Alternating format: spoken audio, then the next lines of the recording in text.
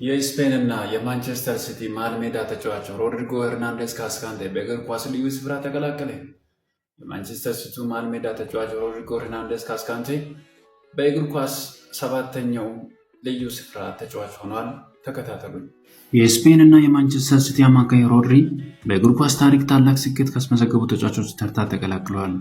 ሮድሪ የዩኤፋ ቻምፒየንስ ሊግ፣ የፊፋ የዓለም ዋንጫ፣ የአውሮፓ ዋንጫ እንዲሁም ዩሮ እና ባላን ዲዮርን ሽልማት በማሸነፍ በእግር ኳስ ታሪክ እነዚህን አራት ታላላቅ ክብሮችን ያገኙ ሰባተኛው ተጫዋች ሆነዋል።